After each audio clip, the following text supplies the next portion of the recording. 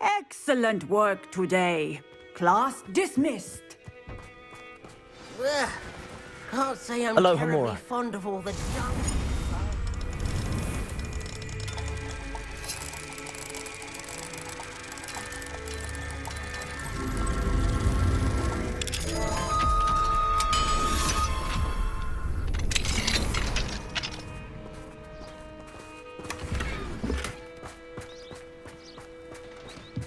I take it you're ready to learn. I completed your assignment, Professor. I'm ready to learn Bombarda now. Good. Now, this spell comes with a caveat. It should only be used when necessary. The exploding charm, as you might suspect, can hurt people. Use caution when casting it. I will, Professor. I will hold you to that promise. Now, you must be precise in your wand movements. We don't want you blowing your hand off. Go ahead. Nice and steady wand movements. Remember, the exploding charm is highly volatile.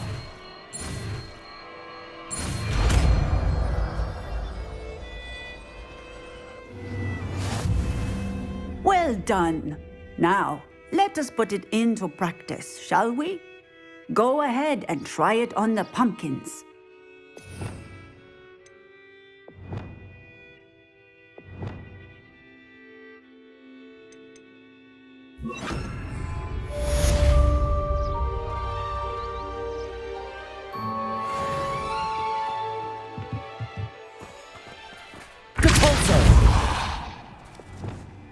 Bombarda! Excellent wand work. Cast the spell just like that every time. Assured and in control.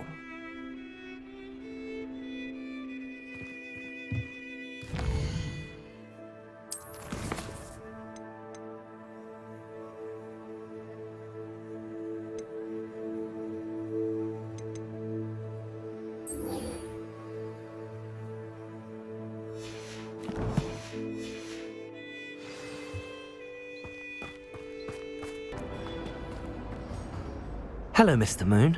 Oh, greetings! Any luck removing some more of those demiguise statues?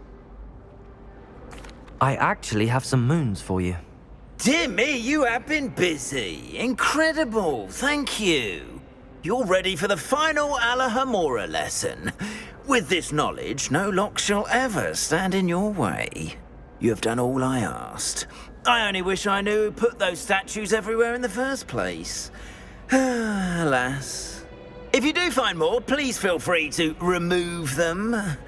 You'll be doing your caretaker a huge service. And if I ever find out who the bully is behind this cruel trick, I shall let you know. Thank you once again for your assistance and tenacity. Now that you've mastered Alahamora, no lock is unbreakable. But do feel free to keep finding demiguise statues and removing those moons.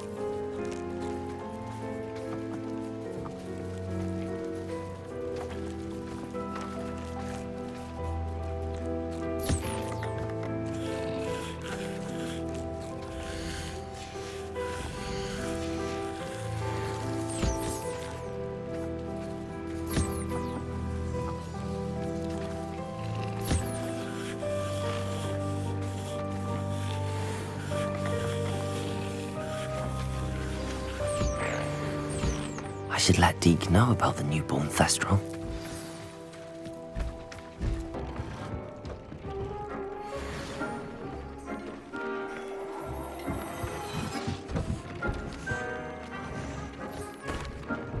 Hello, Deke.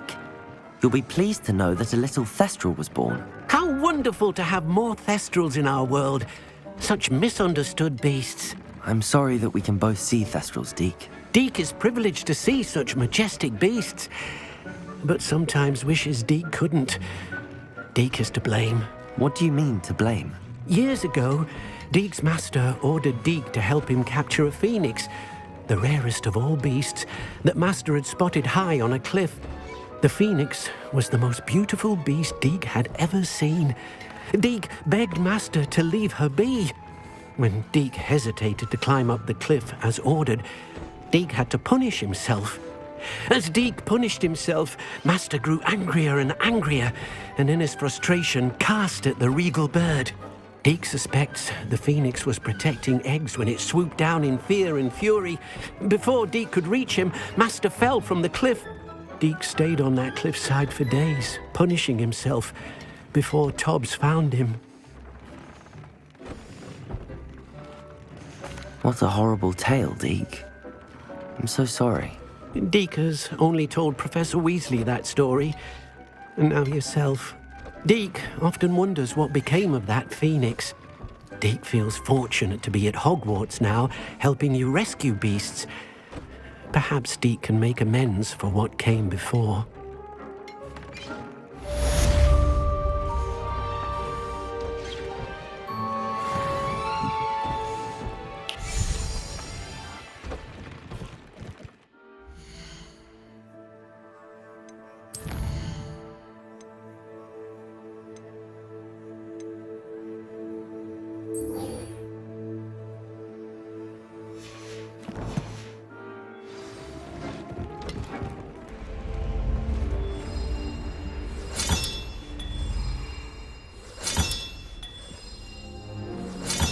Another house token for the house chest. Here we go, the last house token. Time to see what's inside.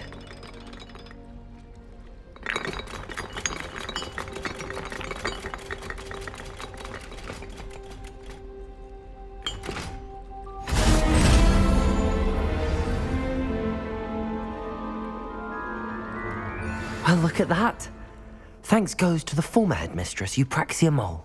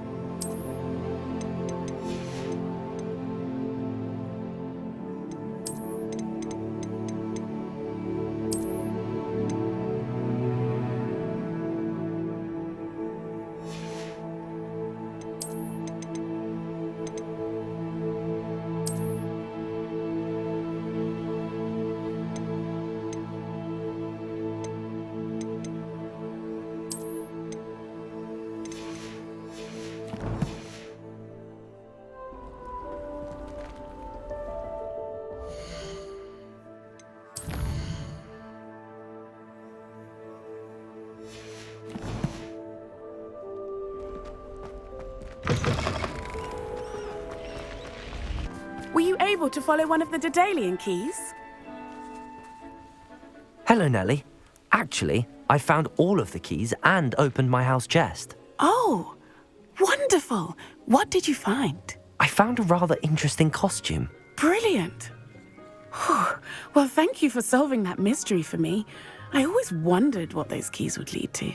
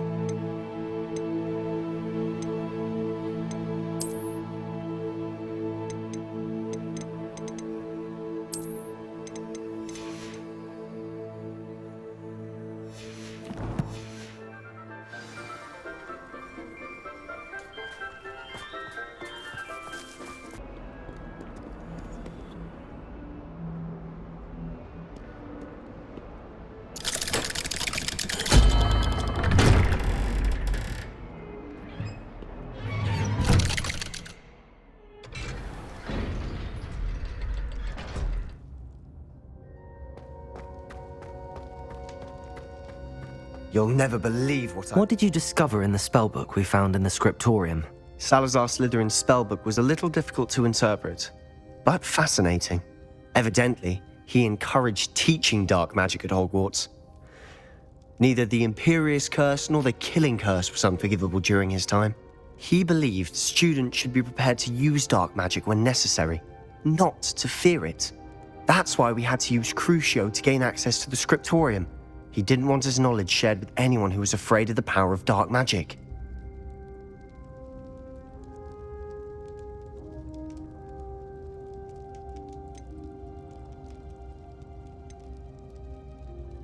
I know we had to do it to open the scriptorium, but it's not something I'd want to repeat. And I'm glad we did it, because in the spellbook I also found something else. References to a lost relic, which, from what I can tell, grants the holder the power to reverse dark magic curses. And you think this relic might be able to save Anne? Precisely. I plan to search for this relic, but I don't think we should tell anyone. Especially Ominous. He wouldn't understand.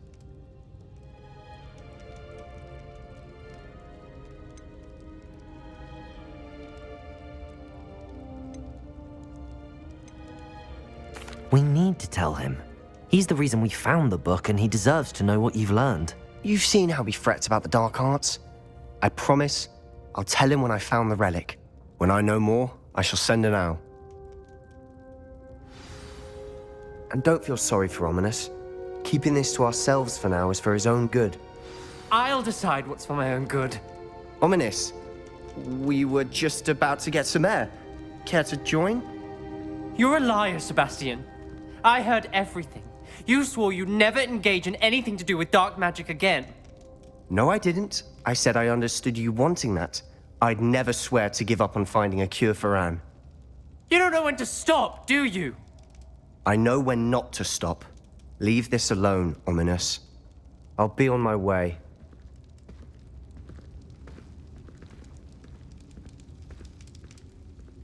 I am not letting this go. Ominous, Sebastian meant well. I appreciate you telling Sebastian not to keep this from me, but going after that relic is not a good idea. Sebastian doesn't even realize it, but he's as irresponsible and reckless now as his parents were years ago. It's why they died.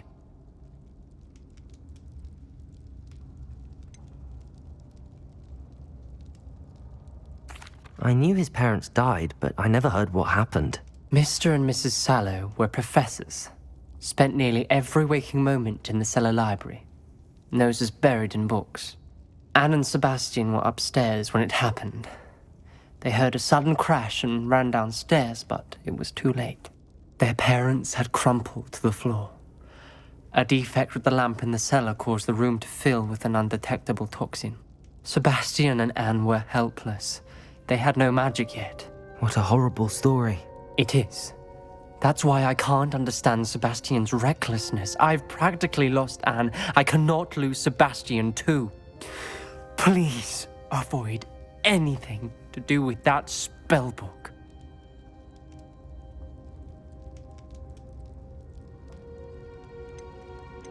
Those references in the book seem promising.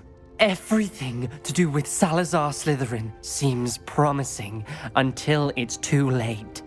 I hope Sebastian pursues this no further, but if you think he might, please let me know. It would mean a lot.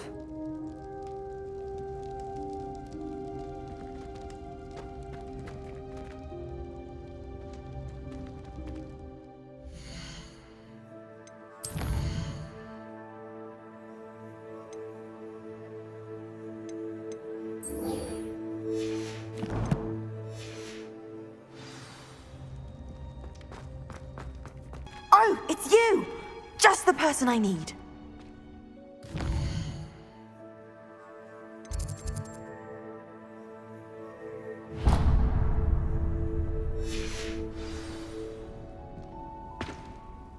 Samantha, is everything all right? No, it's not. It's my brother William. The one I told you about after Charms class. He's been cursed. He ignored my warning and now he's lying in St. Mungo's looking completely pathetic. He simply never listens. I'm sorry, how exactly has he been cursed? Oh, you won't believe it. Truly, but his feet were turned into purple beets. You can imagine his distress. And mine. I won't even go into the attention he was getting from our garden rabbits before he admitted himself to hospital. I'm so sorry. That sounds like a trying situation. I'm glad you understand. Everyone else just laughs at me as if it's a joke. No compassion at all. Well, it is an unusual situation. How did your brother end up like this? It's entirely his own fault. I told him about some research I'd done recently on our ancestor Marmaduke Dale. In particular, my discovery that Marmaduke's tomb was cursed. My brother's always making fun of my discoveries. This time, he laughed in my face. Told me I'd misinterpreted my findings. As if that were possible. And to prove his point, he went right up to the entrance of the tomb and poof! His feet transfigured into beets.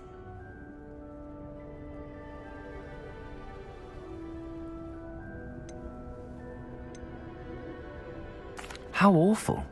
I can see why you're upset. He definitely needs some help. Exactly. He may be a cape flapper, but he's still my brother.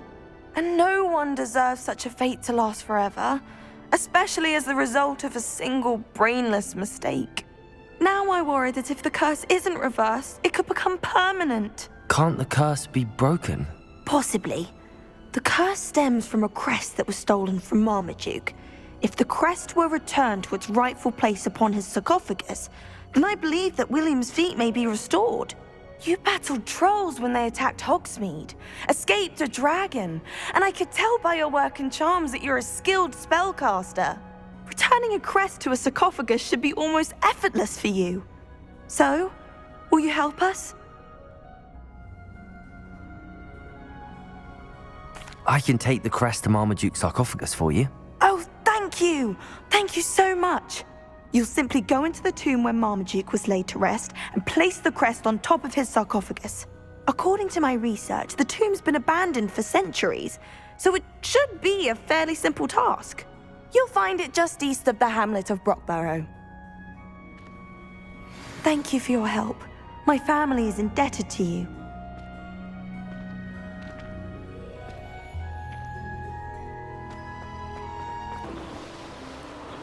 Wonder if I'm safe to explore in there.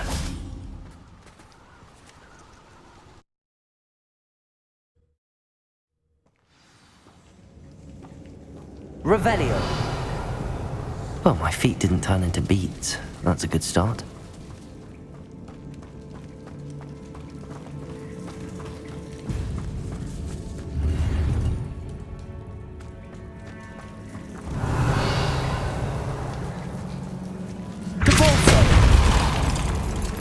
Revelio.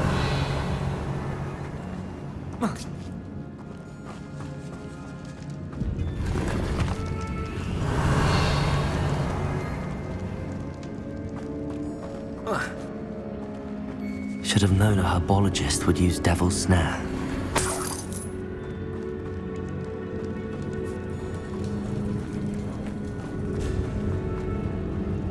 Lumos. A troll? You can't be serious.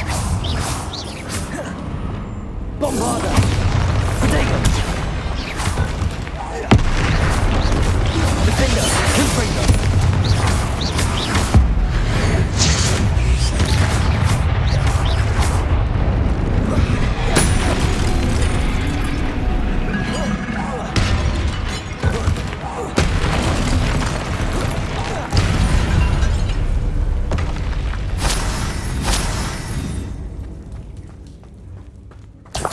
Revelio.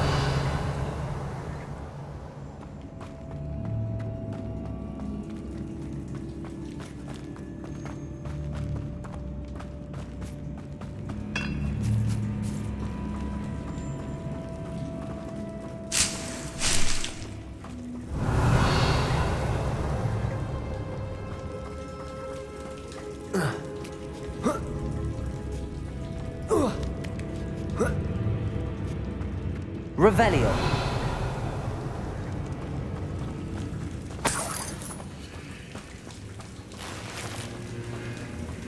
Well, Marmaduke certainly left behind more than plants.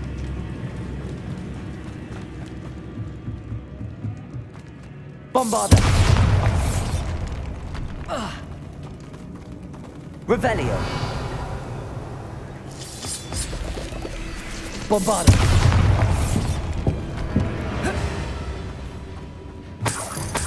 Revelio.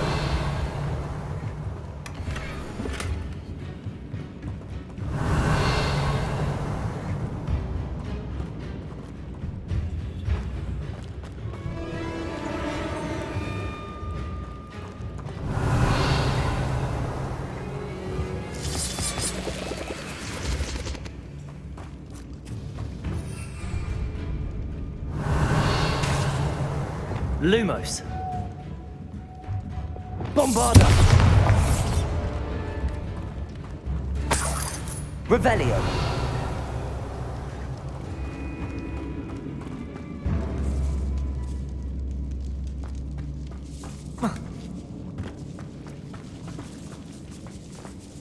Lumos.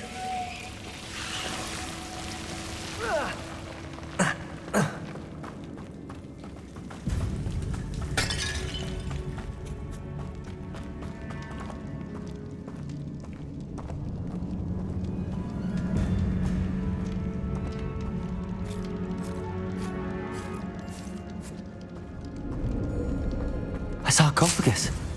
This must be Marmaduke. That should reverse the curse. Hopefully.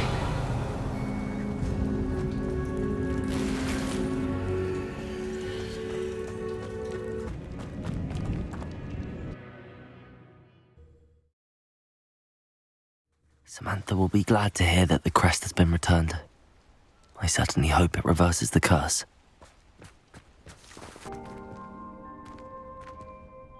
I'm happy to tell you that I returned the crest to Marmaduke's sarcophagus just as you asked. I thought as much. I received word from St. Mungo's that my brother's feet are back to normal. No more beats. Oh, I cannot thank you enough. It wasn't too much trouble, I hope. Just a measly old troll. Nothing significant. A troll? Oh dear, I'm so sorry. That's awful. No one has been in that tomb for centuries. But I can't say I'm surprised. Marmaduke seems to have been full of surprises. Indeed he was. Well, I suppose I should be going. I'm anxious to see my brother, who must be elated to have his feet back. Of course. I certainly would be. William and I are forever in your debt. Thank you again for what you did.